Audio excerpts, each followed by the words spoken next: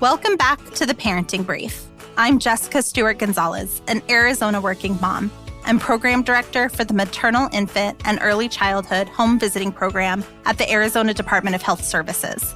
Parenting can be tough, so we're here to bring you quick tips to fit into your busy schedule. From your child's first words to their first steps, we're here to help you along the way in your parenting journey.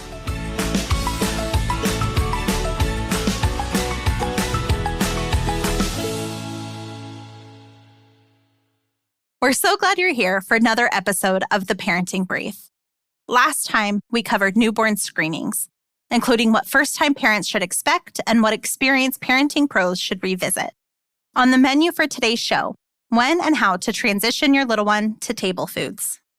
Nutrition and eating are so important in these early years and can set the stage for their health later in life. You want to establish healthy eating habits, but dealing with a kiddo who doesn't seem to have the same agenda can make mealtime stressful. So today, I'm here to give you some peace of mind when it comes to introducing table foods. I've recruited all-star dad and nutrition expert Alan Brown. Alan is the Women, Infant, and Children's Training Manager at the Bureau of Nutrition and Physical Activity in Arizona's Department of Health Services.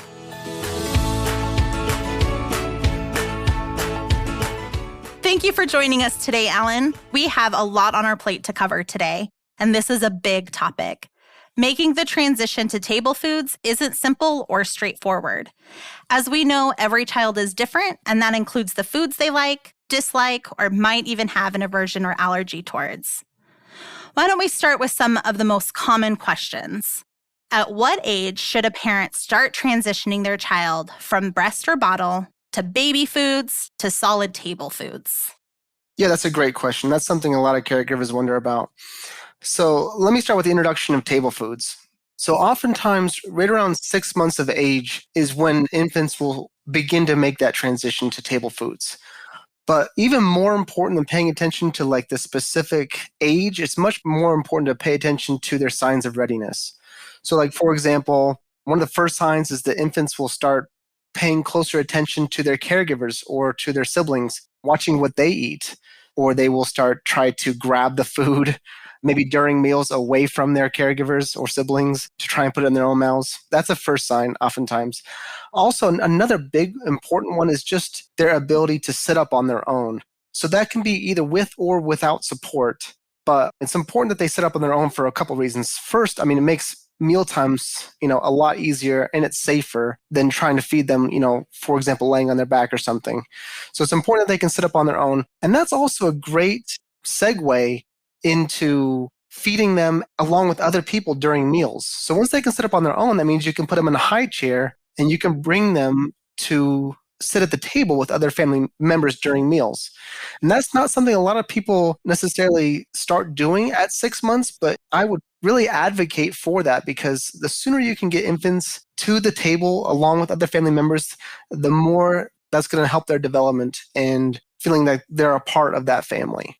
So in starting that table food, how should parents start that process? Or should it be introduced gradually? Should they be given the same meal? How does that work, especially if you're talking about a 6-month-old? That's a great question too. So what I would recommend is, like I said, to pay attention to the cues your infants are giving you. And so what that means is that there are really 4 stages of food progression, right? And so the first stage for a lot of infants is just pureed foods. So these are foods that you just eat with a spoon. Caregivers are feeding their infants with a spoon, and they are just things that have no chunks or anything like that in there. So it's things like yogurt, infant fruits and vegetables, infant grains, even infant meats. They can be either store-bought or blended, from the foods that the caregiver makes. Those are all great choices for those stage 1 foods. And like I said, that's starting right around 6 months. Now, where it gets interesting is that some infants might take longer to go through all 4 stages, whereas some will progress really quickly. You just kind of have to watch your infant to kind of gauge where they're at in their stage of readiness to progress those different 4 stages. Stage 2, for example, you'll have chunks of foods, and you know that those infants are ready for those foods when they're not gagging or spitting up those foods. They can actually chew them and swallow them. It gets a little trickier for stages 3 and 4 because those are more like what you would think of as table foods, things that the infant can actually pick up and put in their own mouth. And there's a whole other conversation to be had about baby-led weaning that I'm happy to have, because that's a very common thing for caregivers to start out with those stage 3 and 4 foods, those table foods. I felt like I was going to go off into a tangent by asking about baby-led weaning, because that is some serious buzzword language in mommy groups. And, people talk about you don't give them baby food and you don't give them purees and you just feed them what you're feeding your family at the table. And it sounds like what you're saying is that there is a place for that, but through these stages. Absolutely. So what I would recommend is there are some infants out there who baby-led weaning is going to make sense. These are infants who don't seem to have any real interest in those stage 1 and 2 foods. Like I said, stage 1 being totally pureed foods and stage 2 being really, really soft foods, but maybe with some chunks. So things like yogurt with pieces of fruit in it and things like that. Some infants aren't going to have any interest in being fed with a spoon, period. And those, in my opinion, are the better candidates for baby-led weaning. Those infants only want to feed themselves. And as long as they're not gagging or choking, those are great candidates for baby-led weaning. And that's when caregivers can skip straight to those stages 3 and 4. Like I said, those being those foods that are modified, that they can actually pick them up and put them in their own mouths. Like I said, as long as they're not gagging and choking, it can be perfectly safe for those infants. Do you need to wait until they have teeth in order to get to that more chunky, solid food stage? Or can that happen even before that?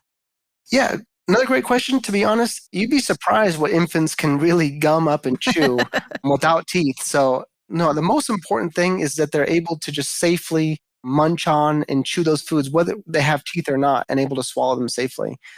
And like I said, there'll usually be signs that they're not ready for that next stage. Gagging is usually a very, very common sign where they'll just instinctively push that food back up to the front of their mouth, being it's not safe for them to start to chew and swallow. And so many parents might be concerned about potential allergies or food sensitivities as they are introducing those new foods.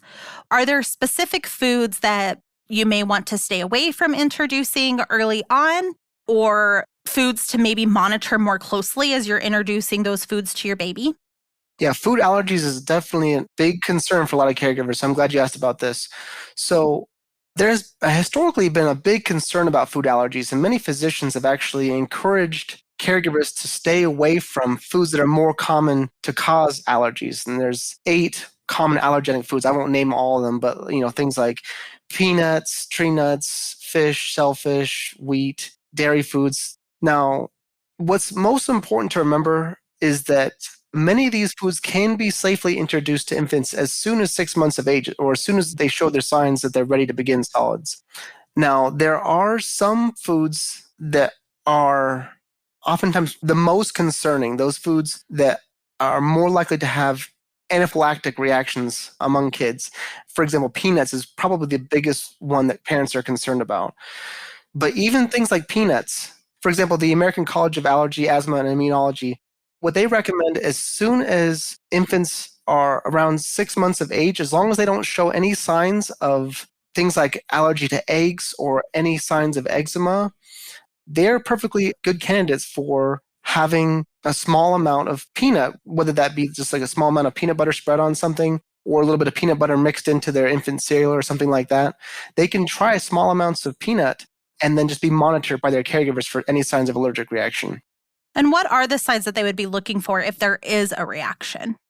Yeah, so things like, hives, swelling, especially of the tongue or the lips, vomiting, diarrhea, wheezing, shortness of breath, like coughing, things like that. And of course, like if you're ever watching your child after they're eating and they're showing some of these signs, that's when you'd need to immediately contact your doctor and get their recommendation on what to do. If one of the parents has an allergy, is that something or a reason to maybe have the baby wait longer to be introduced one of those foods?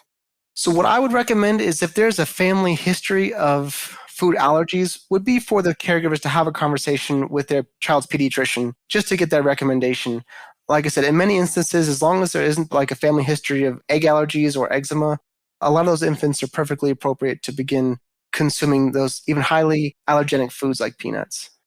Well, thank you so much for joining us today and being able to help us out in introducing this new transition between breast and bottle into table foods and helping us make parents feel more confident as they are moving into this journey. And I think one of the great things that I heard is a lot of this is about parents knowing their baby. I think as parents, we don't give ourselves enough credit sometimes for how much and how well we know our babies, and that it's not just a prescription of this is what you do and when, but it's really about knowing your own baby and your own family.